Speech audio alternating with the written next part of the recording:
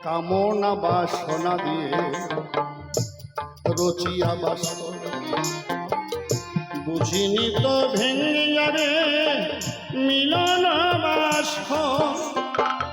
আলোর আলো দিয়ে ঘেরা দুনিয়া বুঝিনি তো এতদিন দেখে শুনিয়া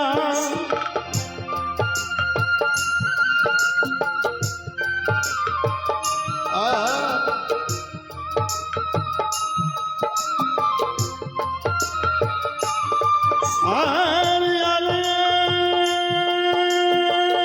আলো দিয়ে ঘেরা দুনিয়া বুঝিনি তো এতদিন দেখে শুনিয়া যেদিকে ফিরে যাই সাথী আর কেহ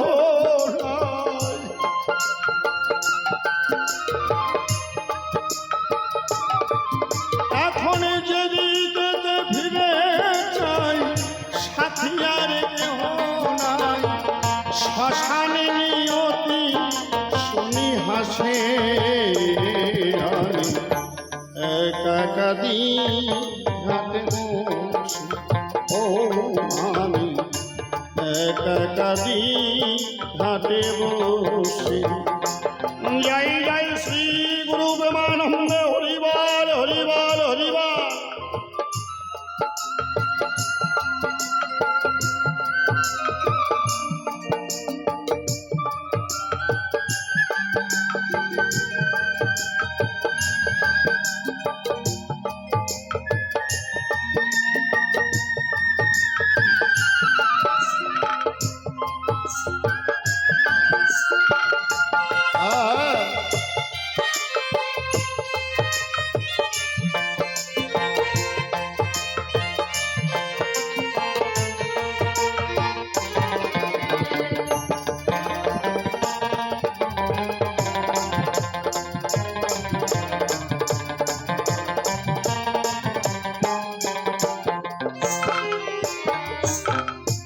নিদারুণ বেদনা কেঁদে ওঠে মন সান্ত্বনা দিতে মরে নাহি কোনো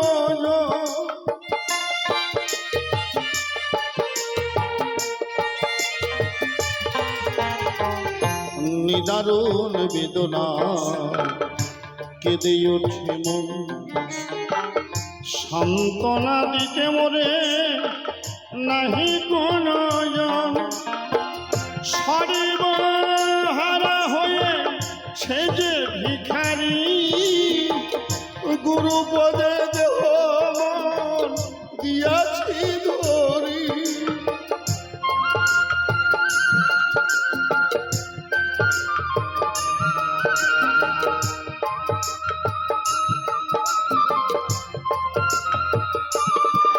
আমি সর্বহারা হয়ে সে যে ভিখারি গুরুপদে দেহ মন দিয়াছি ধরি গুরু অসীমের চরণ নিবেদন দিও গুরু শ্রীচরণ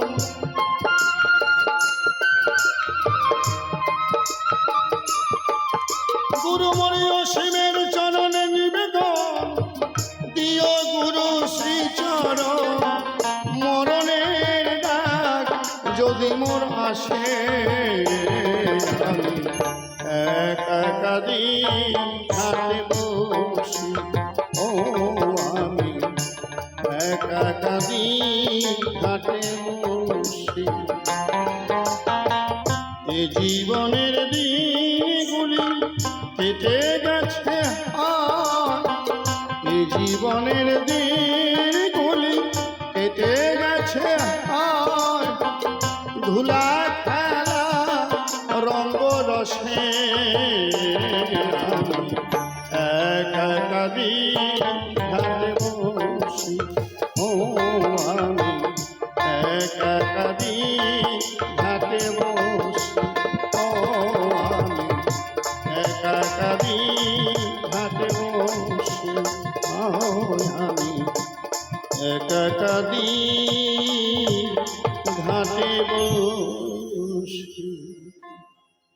শ্রী গুরুর শ্রীপাদ পদ্ম যাহাতে হয়ে জগৎ আবদ্ধ, শ্রী গুরুর চরণ স্মরণ করি বসে আছেন যত পুরুষ নারী, সকলের চরণে নত শিরে প্রণাম করি। আমি অতি মুরমতি নাই, আমার ভজন স্তুতি ত্রুটি যথা করিবেন মার্জন। অনেকভাবে বলতে গেলে অনেক ভুল হতেও পারে, তাই ভুল ত্রুটি ক্ষমা করে আপনারা কৃপা করবেন, কৃপা দৃষ্টি দিবেন সন্তানের মতন। তাই মাতা পিতা গুরুপদে প্রণাম জানাই মনস সাথে। আমার বিপক্ষ ভাবুকের কল্পনাতে আজকে এই সভাতে হতে হবে আমাকে লঙ্কাধিপতি রাবণ। তিনি যমরাজের ভূমিকা নিয়ে আমাকে রাবণ বানাইয়া কিছু প্রশ্নমালা করেছেন উত্থাপন। কি? এই লঙ্কাধিপতি রাবণ, তোমার কাছে জানতে চাই, মনে হয় তোমার জন্মে ঠিক নাই। বলছে না বাবা, কারণ তুমি মুনিপুত্র হয়ে এই অসুরের মতো করো আচরণ। এবার তুমি ত্রিকালজ্ঞ, বর্তমান ভূত ভবিষ্যৎ সবই তোমার জানা, তুমি পণ্ডিত বেদজ্ঞ, তথাপি পর্যন্ত তুমি সীতার কেশ ধরলে কিনা? তুমি কি জানো না, ধরা হয় যদি কোনো নারীর কেশ, অল্প দিনে আয়ু হয়ে যায় শেষ। তো কেমন তুমি ব্রাহ্মণ? এইটা একটা জিজ্ঞাসা। আর কি, তুমি সাধু বেশে কেন সীতাকে চুরি করলে? হ্যাঁ, সাধু নামের কলঙ্ক, আজ তোমার জন্য সাধুরা মান পায় না। দেখলে সবাই কয় যতই করে অতি ভক্তি নাকি চোরের লক্ষণ, এটা নাকি একমাত্র রাবণের কারণ। বাহ, যারা চোর চোরই, যারা সাধু সাধুই। কি বাবা, রাবণের জন্য কিনা একটু পরে সেই জায়গায় যাই। তারপরে সে জিজ্ঞাসা কি, সীতাকে হরণ করে তোমার লঙ্কাতে রাখলে না রাখলে কেন অশোক বনে? আর তোমার ছোট ভাই তোমাকে বুঝাতে গেল, তাকে লাথি মেরে কেন তাড়িয়ে দিলে? তাই তো নাকি? বেশ ভালো কথা, মনে করে দিবেন। কোনোটা যদি ভুলে যাই, বলতে বলতে দেখা গেল একটা ছাড়া গেল, যদি ছাড়া যায় তাহলে আপনারা স্মরণ করে দিবেন যে এইটা বলেন নাই। আমি চেষ্টা করব। শুনুন মা বাবারা, হে যমরাজ, তুমি নিজে করিয়েছ প্রকাশ, রাবণ রাজা নাকি তোমাকে দিয়ে কাটাইছে ঘোড়ার ঘাস। তুমি আজকে খুব বাহাদুরি হয়ে গেছো, তাই না? মনে করেছো রামের বাণে আমি মৃত্যু শয্যায় পড়েছি, কিছুক্ষণ পরেই হবে আমার মরণ, আমাকে নিয়ে যাবে তোমার ভবন। দেখো, ঘাটে বাঁধা আছে আমার রাম নামের ভেলা, ঘাটে বাঁধা আছে রাম নামের ভেলা। রাম হবে আমার কাণ্ডারি, সীতা হবে আমার তরি। আমি যথা জয় জয় সীতারাম বলে আমি এই ভবন নদী দেব পারিনি। তাই গর হরিবল হরিবল। আমার ভয় নাই, তুমি আগেও পারো নাই, আজকেও পারবা না।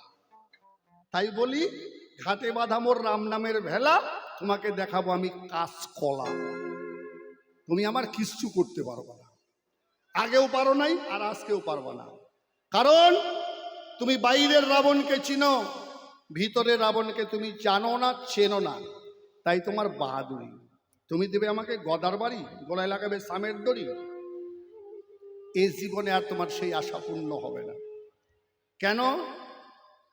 অমা, আমরা যে রাবণকে চিনি বা রাবণকে জানি, রাবণ অসুর, রাবণ দৈত্য, রাবণ দানব, কিন্তু না, রাবণের মতো ভক্ত, রাবণের মতো ভক্তি দ্বিতীয় এই জগতে আর কেউ নাই। আপনাদের একটা ছোট্ট উদাহরণ দিই। যেদিন রাবণকে নিমন্ত্রণ করতে গেল, কিসের নিমন্ত্রণ? রাম পাঠিয়েছিল অকাল বোধন করবে, দুর্গা পূজা করবে। ব্রাহ্মণ আর খুঁজে পাচ্ছে না, একমাত্র রাবণ ছাড়া পূজা করতে পারবে না। সেই রাবণকে যখন নিমন্ত্রণ দিতে গেল, রাবণ সেদিন নিমন্ত্রণটা নিয়েছিল যে হ্যাঁ আমি তোমার পূজা করে দেব।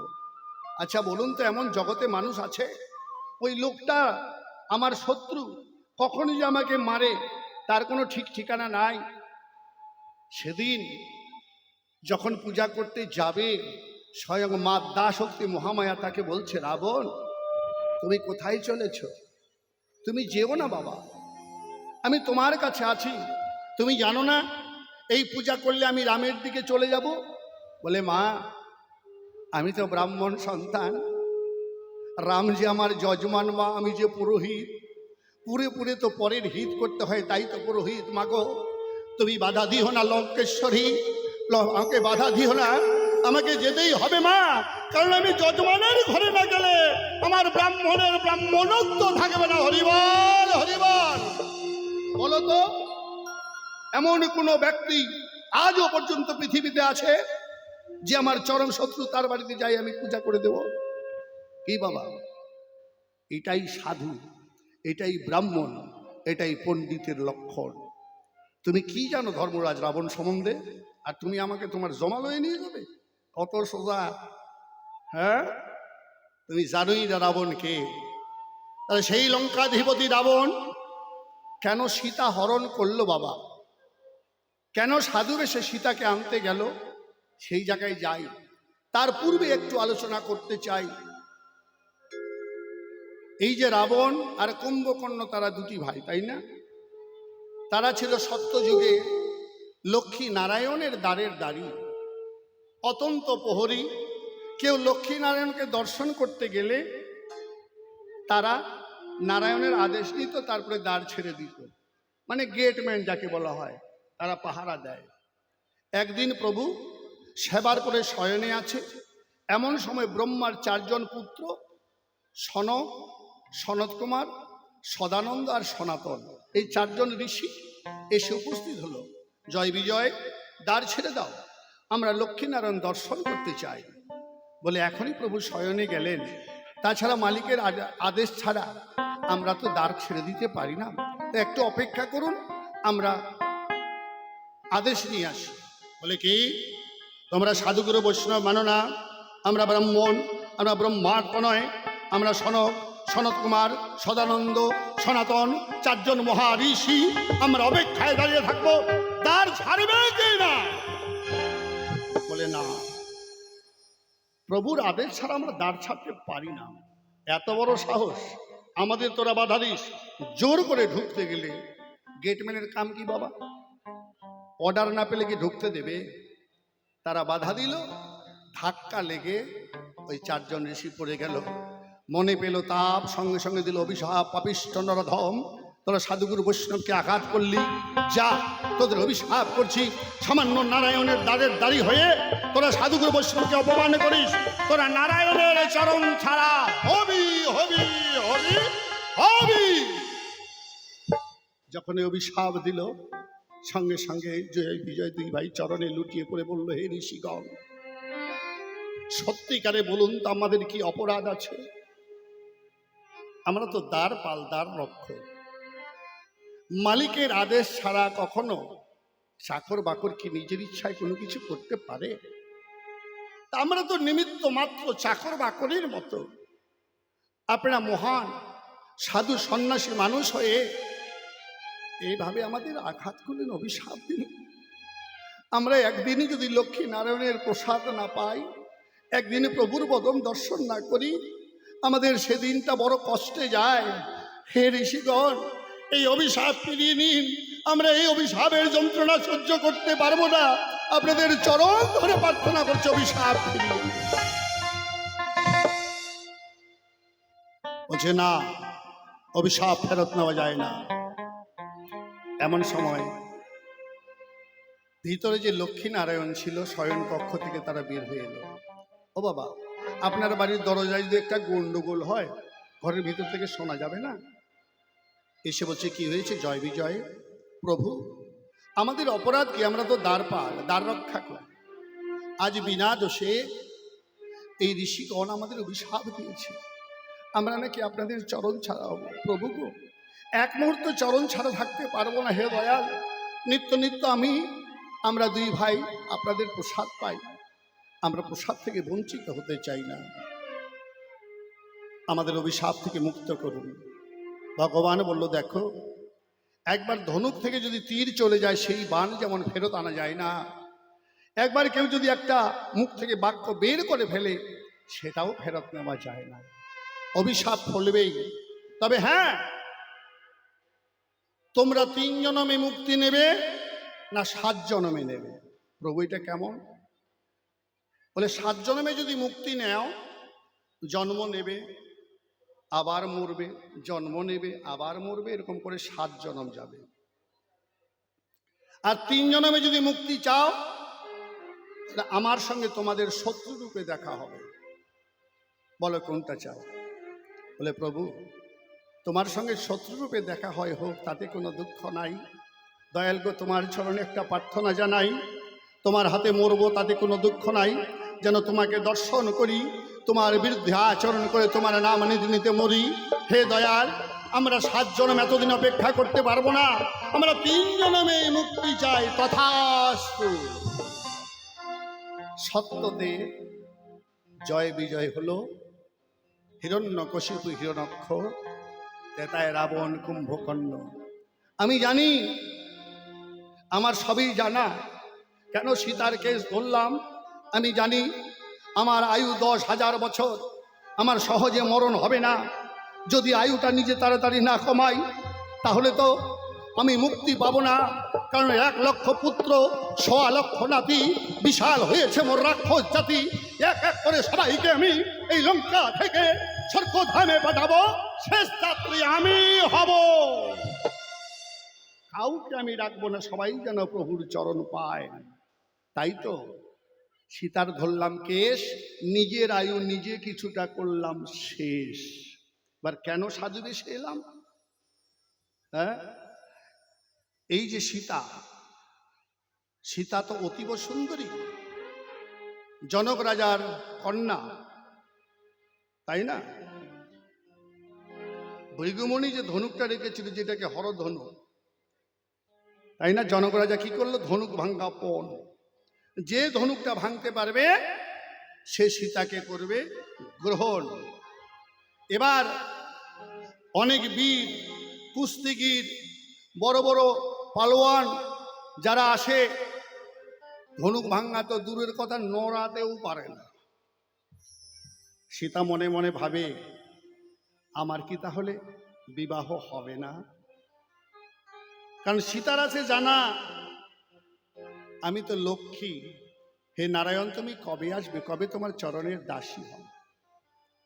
এমন সময় রাম, লক্ষ্মণ আর ঋষি বিশ্বামিত্র ওই জনকপুরীর দিকে রওনা হয়েছে। সবাই বলছে, দেখ দেখ, 2টি ছেলে, একটি সাধু আসছে, কত সুন্দর দেখতে। সীতা, এই 2টি ছেলের সঙ্গে যে কোনো একজনের সঙ্গে বিবাহ হলে তোমাকে খুব মানাবে। বলে কোথায়? বলে ওই দেখো। সীতা দূর থেকে লক্ষ্য করলো, রামকে দেখা মাত্র তার গোলকের কথা মনে পড়ে গেল। এই তোমার প্রভু নারায়ণ। হে প্রভু, আজ তুমি এতদিন পরে আমায় দিলে দর্শন। সঙ্গে সঙ্গে করলো না দেরি, সীতা সুন্দরী চলে গেল তার বাবার শিবালয়ে, অর্থাৎ একটা শিব মন্দির ছিল সেইখানে। গিয়ে শিব ঠাকুরের কাছে মানত করলে, হে ভোলানাথ, তুমি তো দেবাদিদেব মহাদেব, তুমি তো পরম বৈষ্ণব, তোমার কাছে প্রার্থনা জানাই, যদি আমি ওই রামকে স্বামী রূপে পাই, তাহলে আমি শ্বশুর বাড়ি গিয়ে আমি করলাম প্রার্থনা, হে ভোলানাথ, আমি ত্রেতা যুগের সর্বশ্রেষ্ঠ একজন বৈষ্ণব এনে বৈষ্ণব সেবা দেব কিনা। মানত করে চলে এলো। রাম লক্ষ্মণ আর বিশ্বামিত্র মুনি উপস্থিত হলো। এদিকে সীতার প্রার্থনা, ওইদিকে লক্ষ্মণ বলছে, আমি যদি দাদার ভক্ত হয়ে থাকি, আমার সর্বস্ব শক্তি আমি দাদাকে দান করলাম। ঋষি বিশ্বামিত্র বলছে, আমার শিষ্য রাম সে যেন পরাজয় না হয়, আমি যদি সব জব করে থাকি, আমারও সর্বস্ব শক্তি আমি রামকে দিলাম। আর রাম তো স্বয়ং নিজে আছেই। এদিকে সীতার প্রার্থনা, যখন হাতে ধনুক নিল, এক হাতে ধনুক তুলে তুল লাগাতে গিয়ে ধনুকটা ভেঙে চুরমার করে দিল। জয় জয় সীতারাম, প্রেমানন্দ হরি হরি বলো। রাম সীতার বিবাহ হলো। বিবাহের পরে এবার যখন এলো ফিরে, সীতা বলে রামের ঠাই, স্বামী বলো, আমি আমার বাবার আলোয় থাকতে একটা মানত করেছি। কি মানত?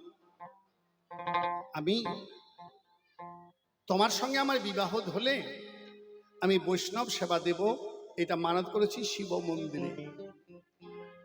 তুমি আমাকে সেই সেবার আয়োজন করে দাও। বলে কোনো অসুবিধা নাই, আনন্দের কথা। বলে না, আনন্দের কথা নয়, এমন একজন বৈষ্ণব আমার চাই, এই ত্রেতা যুগের মধ্যে সর্বশ্রেষ্ঠ যিনি, এমন বৈষ্ণব এনে দিবে তুমি।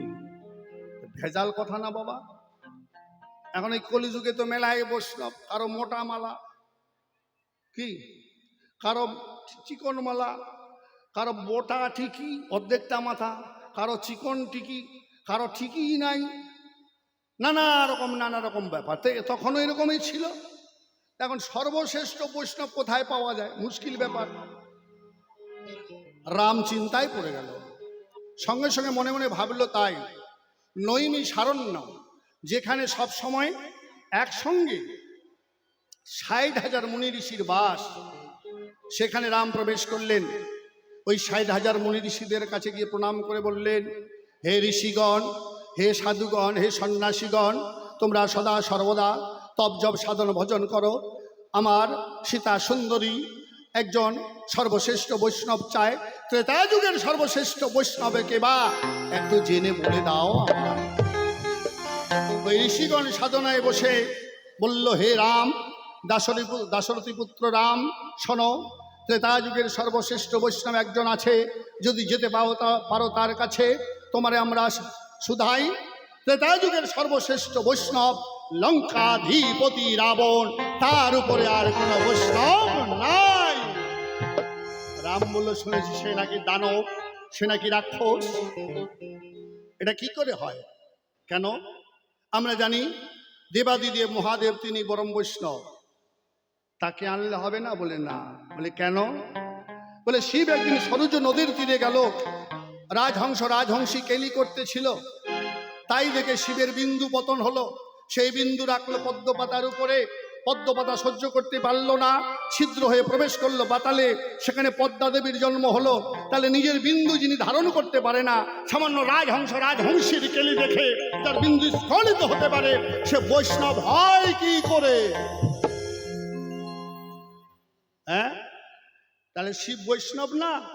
বলে না। তাহলে ব্রহ্মার কাছে যাই? বলে ব্রহ্মাও হবে না। বলে কেন?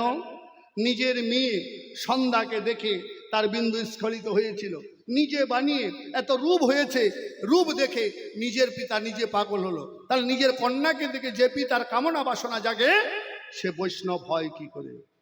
ইন্দ্র, ওইটার কথা তো বলাই যাবে না, ওটা গুরুমাকে দেখে তার বিন্দু স্খলিত হয়েছে। চন্দ্র, ওইটা ওই রকম ভেজালিয়া।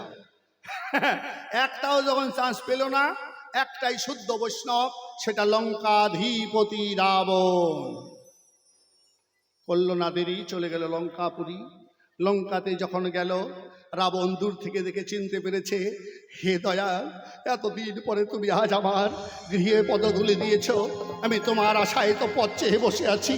এসো প্রভু, এসো রাম, এসো, এসো প্রভু, এসো। রাম বলছে, কি বলছো তুমি?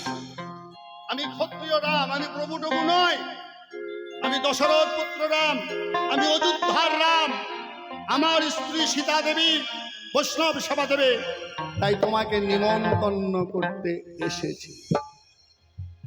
রাবণ একটু ধ্যানস্থ হয়ে দেখলেন প্রভুর পূর্ব স্মৃতি মনে নাই, মানব লীলা করতে এসেছে। কেন? এর একটা কারণ আছে, অভিশপ্ত হয়েছিল সত্য যুগে, যখন ওই